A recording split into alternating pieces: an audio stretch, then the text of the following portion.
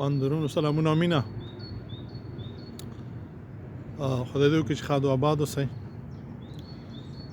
خوشحاله اوسئ، په مزو کې اوسئ. قدرمنو، دغه ژوند د خوشحالیانو، د خوندونو، د بریاو لاسته راوړلو، د داسې کامیابیانو یو مجموعه ده چې په دې ژوند موږ کولی شو هر څه لاسته راوړو. البته لارې مهمه ده چې په لارې تلل، دا ژوند تېرول موږ او تاسې زده کړو، او هغه لار چې ده د خدای پاک رضا ده. ډېر ورونه خویندې موږ په دې ژوند کې ګورو چې هغوی په بله لار باندې خدای راضي کوي، لیکن خدای پاک راضي کیږي په هغه څه باندې چې خدای پاک ښودلی دي. خدای پاک موږ او تاسو ته ښودلی دي، او همدا و چې خدای پاک انبیا را لېږل او انسانان یې ورباندې پویه کول، چې بیا انسان ګیله ونه کړي چې یا الله ته خو خدای وې، رب وې، خالق وې، او موږ چې انسانانو ستا په ژبه پوه نه شو، باید د انسان په ژبه مو پوه کړی وای. نو همدا و چې په کامونو کې به خدای پاک انبیا را لېږل، او هغه انبیاو به ښودل چې خدای پاک په دې باندې راضي کېږي. د انبیاو هر قدم، هره خبره، هر محنت، هر سحر، هر بیګا، هر فکر چې و د خدای د رضا و، چې خدای پاک انسانان څنګه راضي کړي. دا نن که یو انسان فکر وکړي چې یاره په دې لاره دا به بهتره لاره وي.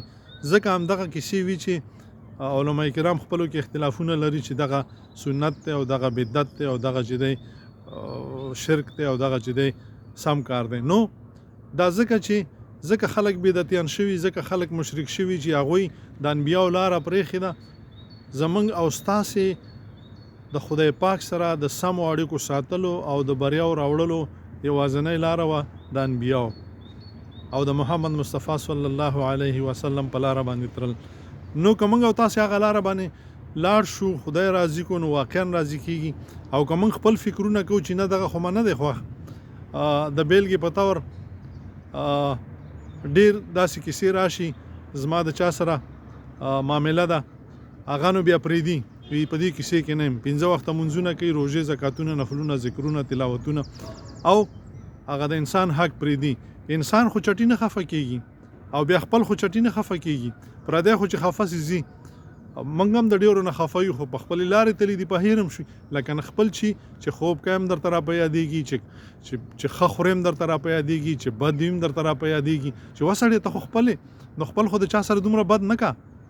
نو دې دپاره انبیاو لارې ښودلې دي، او په دغه لارو باندې د انسان نه خدای پاک راضي کېږي. خو که موږ او تاسو دغه ضد، دغه منافقت، دغه بد خویونه چې په ځانونو کې د شیطانانو ځای کړي دي، دا د ځانه وباسو او د چا لار راولو؟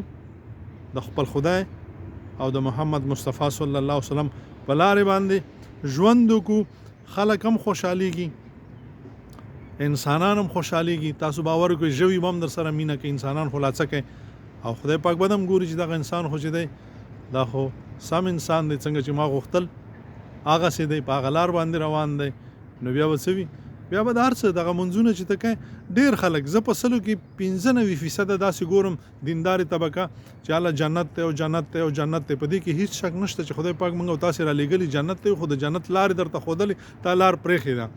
ته ځینې انسانان، څه به درته وایم، امکان لري زه په غلطه روان یم، یو چا سره کار کوي، یو کمپنۍ کې کار کوي، او تا ته ستا سیټ، ستا خان، ستا مشر، ستا رئیس ویلي دي چې دغه خلکو سره د تا لاندې چې دي په دغه ارتباطو باندې چلېږه، دغسې ښه اخلاقو باندې چلېږه. ته راشې یار یې ورسره بد اخلاق کوې، خو د سیټ سره بیا ځان ډېر ځان نږدې کوې.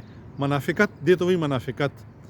هغه خپل سیټ ته ځان ډېر نږدې کوي، مخامخ چې زه خو ډېر خوش اخلاقه یم، او څنګه چې ستا حق پوره کوم، دغسې ما د ټولو ماتحتو حق هم پوره کړی. دې ته وایي منافق. دا کارونه مه کوئ. نو دا غلطې لارې دي. الله مو ښاد و آباد لره.